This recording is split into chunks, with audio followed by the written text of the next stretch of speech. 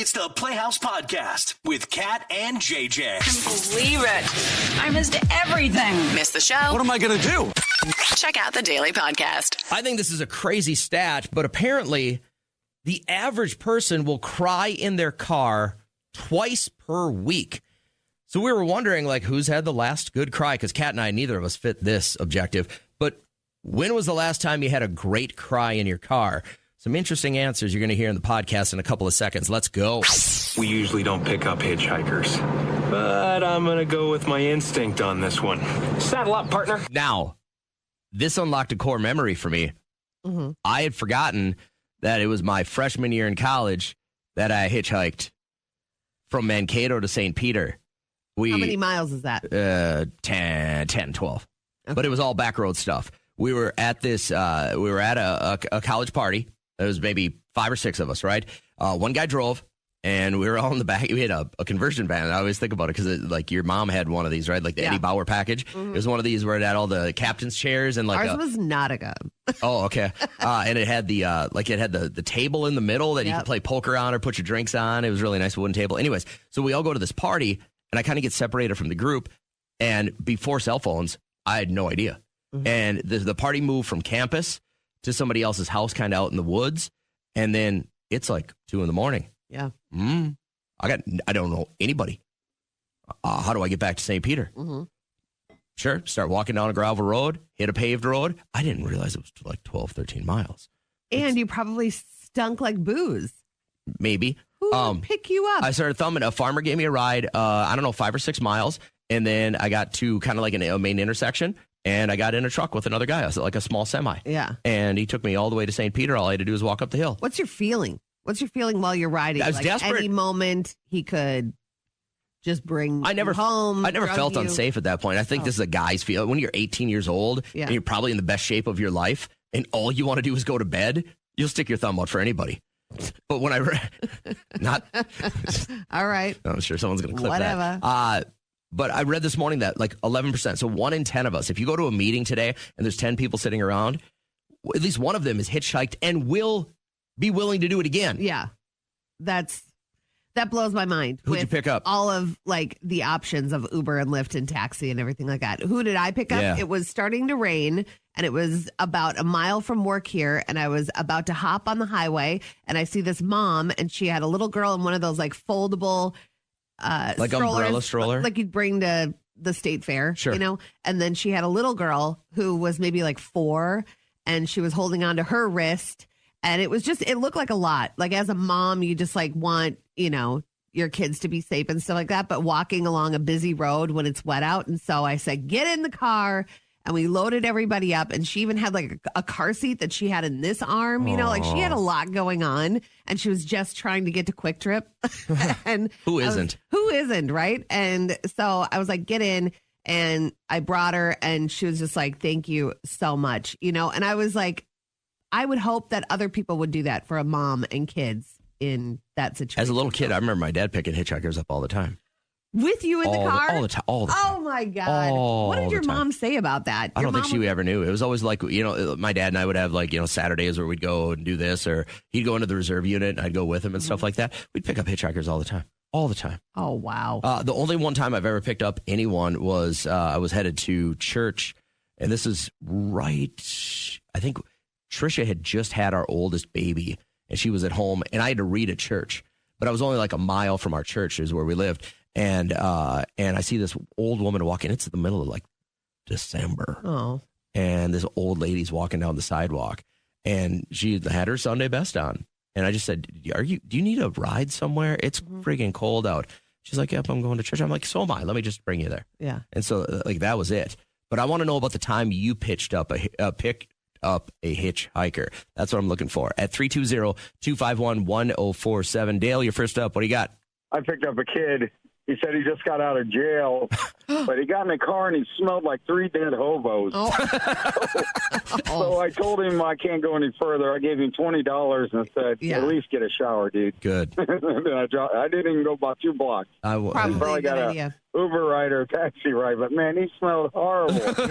And you know what? A shower could do you some good because nobody wants to pick up a smelly person. Don't they give you a shower on like your last day in jail? I mean, don't they let you clean up before you leave? I know. I guess I I don't shouldn't know. be asking you. Annie, you picked up a hitchhiker? I picked up a gentleman who was outside of the airport. He had a little thing that said, the flight was laid over, and we're going to Canada for a while. Okay. I was like, oh, that's cool. He goes, yeah, because they don't have extradition there. Oh. So I'm leaving because I'm wanted in the United States and you right picked now. him up. So I'm going up there. But I can't get a plane ticket without them calling the police on me. Oh. It's like, oh, what'd you do? And he goes, well, you're not going to call the cops. And I'm like, yeah, no, I really don't want to get involved. Okay. And he's like, oh, well, I may have been involved, and there may be someone no longer with us. Oh, my God. Wow. Needless to say, as soon as I dropped him off, I did, in fact, call the police department. Yeah, right. So I'm getting escorted out of that airport about 25 minutes later. So I'm guessing he got arrested. Jesus. What a terrible criminal. So again, telling everybody what he did. For sure, as a single lady, you don't want to pick him up. Right. Because he could have just been involved in a murder. And he's by the way, Canada has extradition. Everywhere has extradition. Well, there's a if couple they of want to countries get you don't. back, they will get you back. But Canada, for sure, if you commit a murder in the United States, They don't want you. they'll come get you. So good looking out. I appreciate your stories. If you got one for us, call or text. Bingo! How fun! Last week, someone lost an eye at bingo. Bingo what bingo? Bingo! Hurry up and call. Get your bingo if you're somebody listening Who has an unconventional pet? I would say a conventional pet, a bird, a fish, a cat, or a dog. All right. Anything outside of that, I would say, is unconventional. But this woman in Ohio gets pulled over for an outstanding warrant on Monday. And while they were doing a search of her car, her pet raccoon in the back did her dirty, showed the meth pipe and everything. The reason I stopped you is you are suspended with a warrant for your arrest. I am? The raccoon has her meth pipe. The cops. As what? Oh my God. Her meth pipe. He's playing with the meth Hello? pipe right now.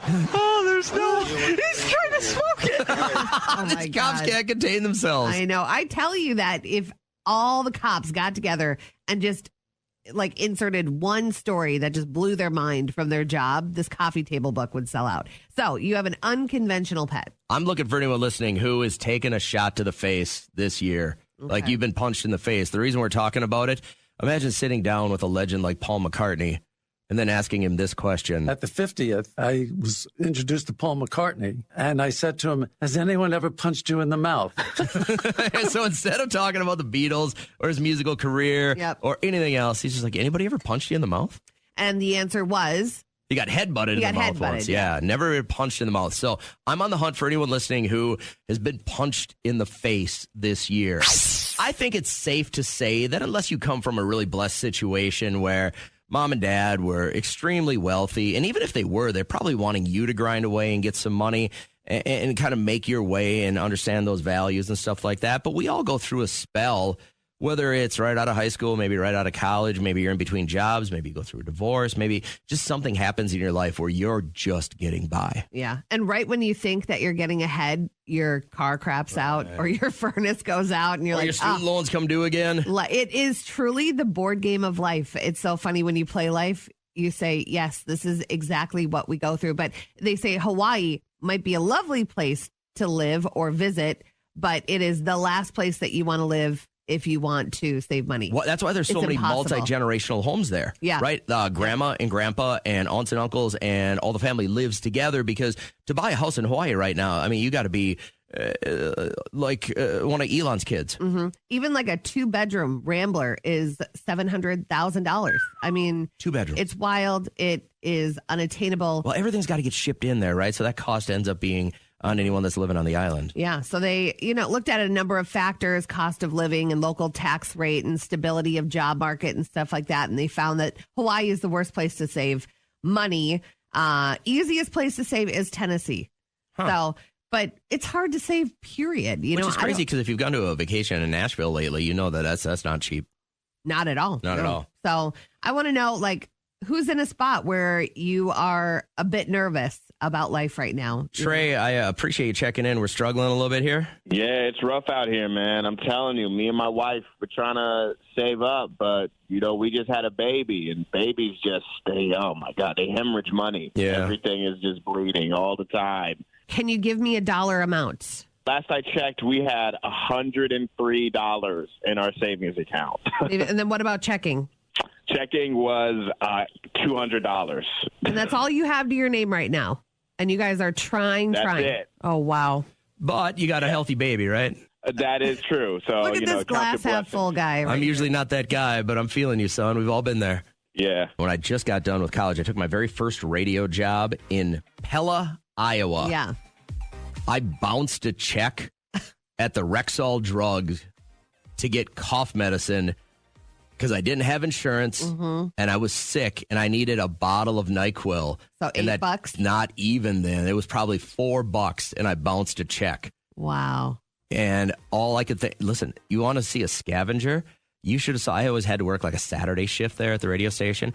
Anything that was in the refrigerator. Yeah. I didn't care about an expiration date or freezer burn or anything. I would go through desk drawers looking for candy. I was I was really living lean. I love looking back at the early start to, especially radio. You live off ramen noodles. You truly do. You live like you're a college student until you can kind of make it. But it's even then, road. the odds of you getting fired today are like 75%, yeah. right? Like you never know. So in this business, you're always just scrapping away and trying to, kind of squirrel away some money because you don't know what's going on. I think our caller is very normal. I think he's a pretty average American especially right if you start your family a little bit early. Yep.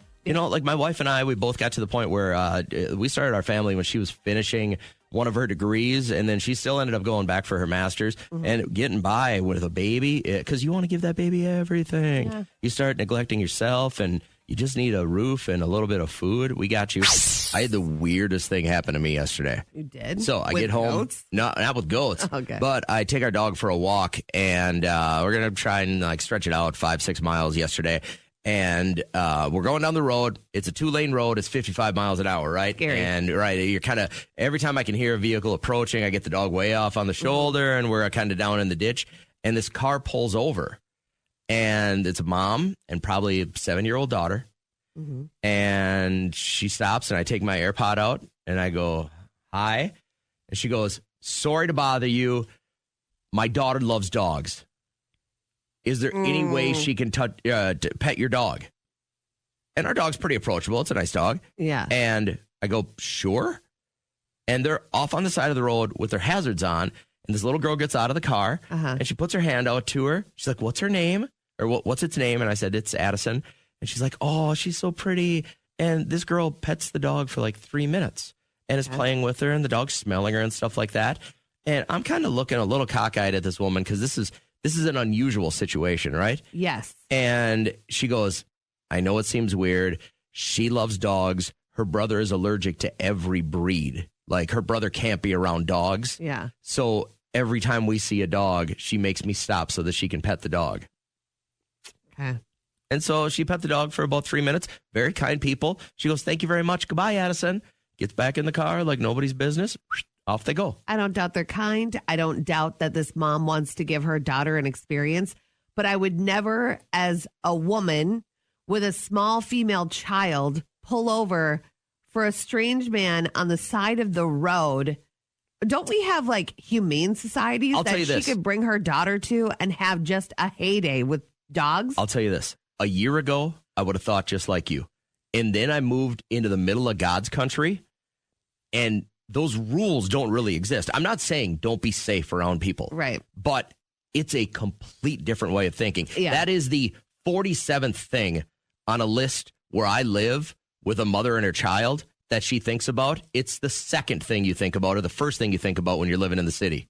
Yeah. It's all right. So completely you different. say that yesterday I had to drop off Elvis socks. We have Elvis performing for the Big Town Festival, and I gave away a bunch of these Elvis socks. And this woman in her 70s, one on Facebook, and she just kept hounding me. Hey, when are you going to give these to me? When are you going to bring? And so I was like, you know what? I'm going to run them over to her house. And I don't even know this woman, but I walk up to the house, and in the middle of nowhere, very small town, and the door is open, but the screen door is shut. And I just do a little knock on the door, and the guy goes, come in. Yep. And he's sitting in his recliner. She's on the couch.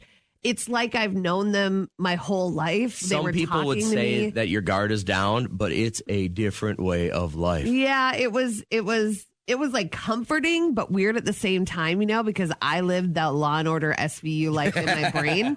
But they're like, whatever, everyone's a neighbor, Want a lemonade? Everyone's invited. Yeah. And so I kind of get what you're saying, but it was odd to me. I spent the rest of the walk just kind of reanalyzing it because I mean, I guess, you know, they're in that situation where the kid loves dogs, but you can't have one. And so every get rid little of the dog brother. you see. That's the only thing. Hey, I have a question for you. Have you ever had to change the filter in your car? Sure. Okay. You got to go in the glove box and pull it out. That's where mine is in my truck. Oh, you have to take the glove box apart and do it. Well, they called me. I went in for my oil change and got a couple of other things. Then they called me, hey, you need a filter change. I'm like, do it. But now I turn the air on, and is it normal? Maybe it's like an early smell of a new filter, but it smells like cold pee. Like if someone sat in pee jeans. I would love to find out that somebody that hated our show. I said that to Derek. I pissed go, all over your filter and then put it back in there. You don't think that like they did something, do you? And I mean, the place we go, we love them, we trust them, but like it smells like pee. I had to have the windows down on my way to Liam's track because it was hot, but I'm like, I can't turn the air on. It smells like pee. I'm no car mechanic, but I've never experienced changing the cabin filter in my vehicle and have it smell like urine. Something's up.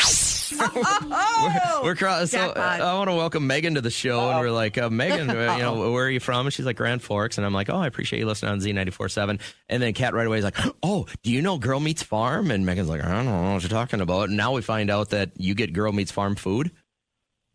Yes, yeah, her mom brings us treats and stuff. That's so exciting. I watch it, and it's like, it's good food, but it's like definitely Midwestern. You don't realize, food. Megan, how happy you made Kat by saying that you know what this is about, because usually it's like, oh my gosh, is Beyonce on line 3? That's what gets me excited. And you're like, oh, there's a girl in North Dakota that has a farm on the Food Network, and you're like, it's a big Food Network she's show. So happy that you know who this person is. Been around forever. I feel you like want to know what's sad? What? I didn't know who she was. Like her mom, and I've known her mom for years, and I honestly never knew she had a show. Like, this is how uninvolved I am with TV. Yeah. Same. Kat brings stuff up every day, and I go, huh? And she goes, I can't believe you don't know about that. So what we were going to talk about is apparently most people will cry in their car twice a week. Are you one of those people?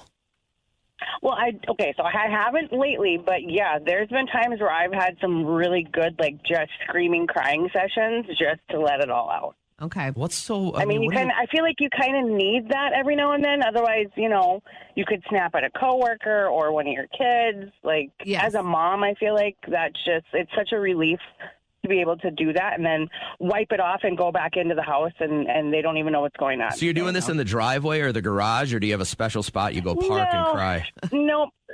Sometimes it used to be on the drive home when I worked in Fargo, after some really horrible shifts at the hospital, that I would, do it there. But a park is a nice place, like, because you're greenery, you can get your feet grounded in in the grass if you need to. And just, it's definitely a stress reliever, I would say. So that's what I'm thinking, is that if you have a tough job like that, if you work in hospice care, or if you work in an OR and somebody dies on the table, like, those are things that I would go and need to get a good cry out, because that would be pretty intense. Absolutely. Yeah. I was a pediatric ICU and I had some horrible shifts. So and I have, PTSD from it. I still have nightmares of some of them. So it's a hard job to have.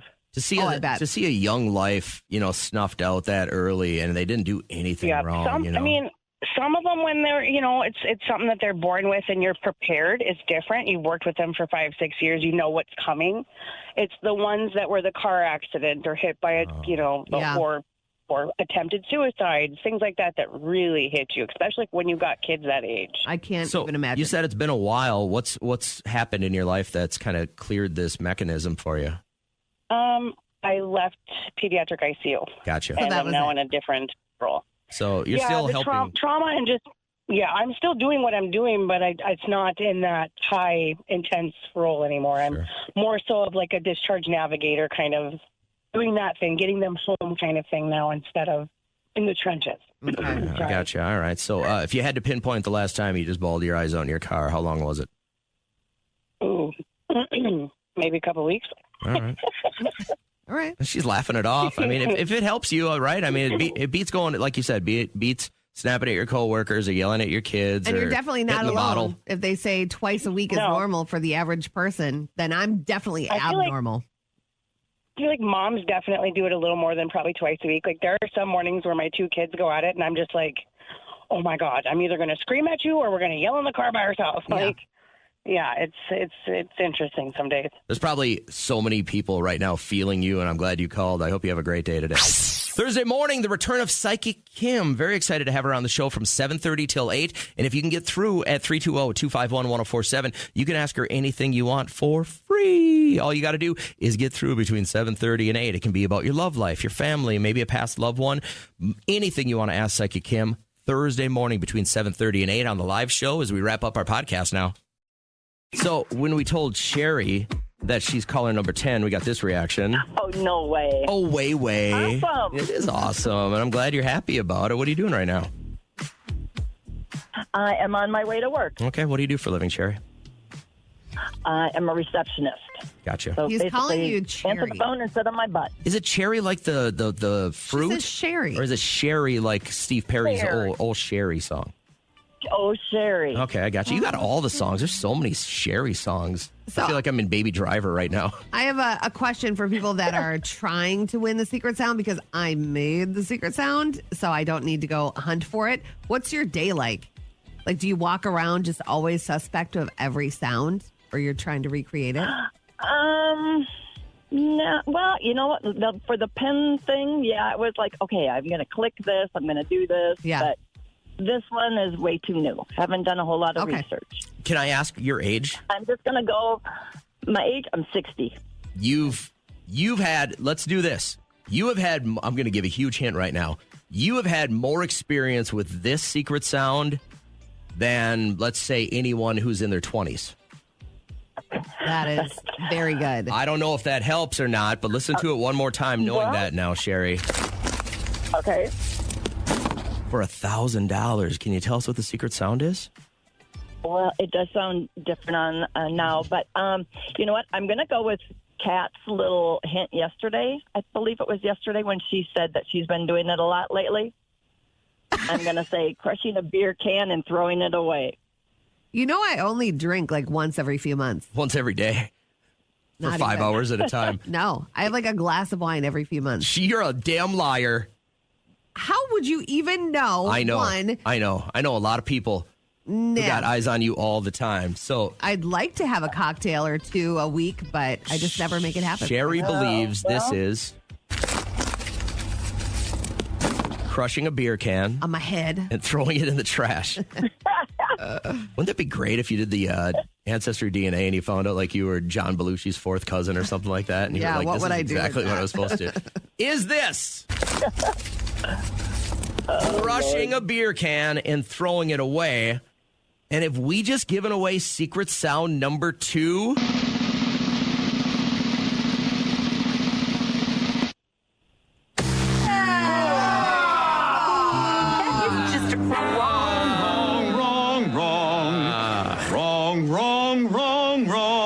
Darn. You're wrong. You're wrong.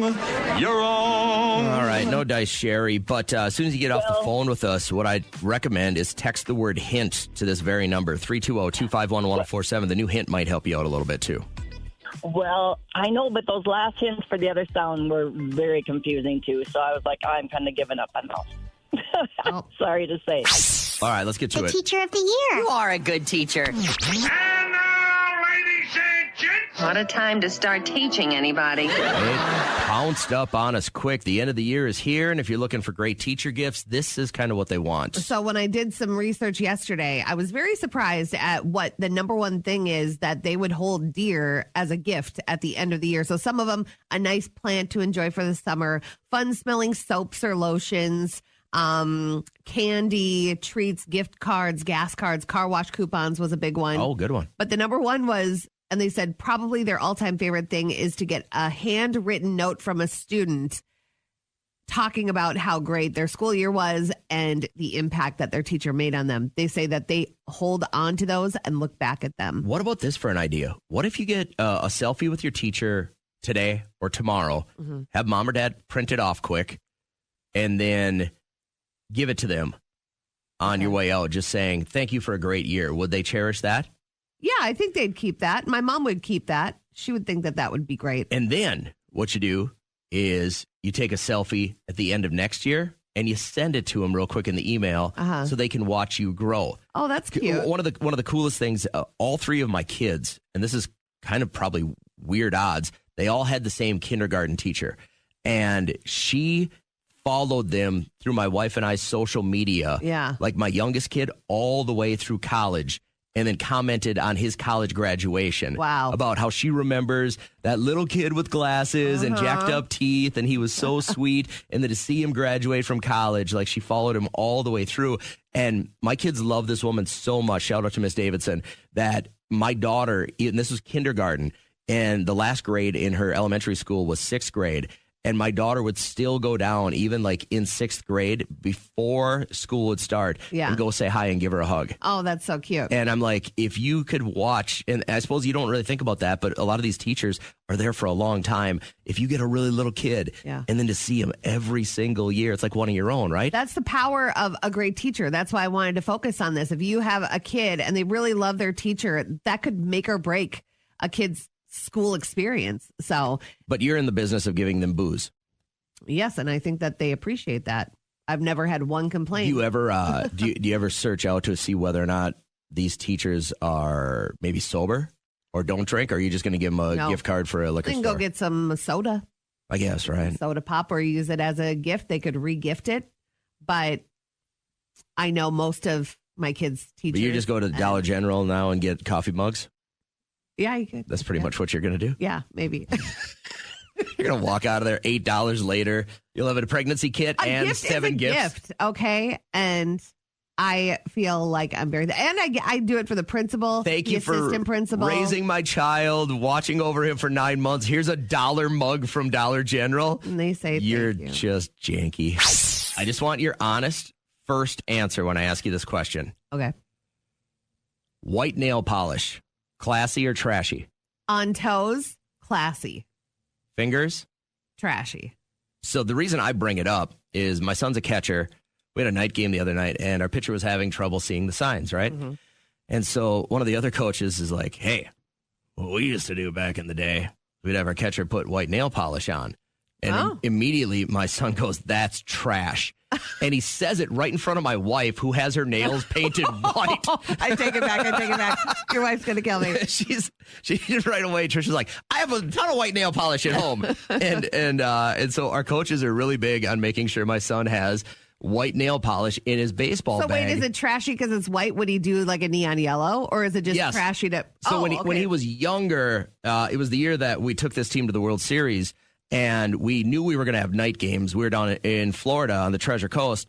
And he got actual like stickers. They make them for catchers so they don't have to paint their nails. Yeah. But there's stickers, and he had like neon yellow stickers on his hand. And it was weird because there was teams from all across the country there, and you could immediately see a catcher on a team, even if we were staying at our hotel, because they'd have these little stickers on their right hand when they'd have to drop the signs. And like I said, my son right away goes, that's trash. And my wife just like, I have white nail polish on right now. So the more I asked people, a lot of people think it's trashy. I always get white on my toes, but I saw a video, and you're a man, so you can chime in.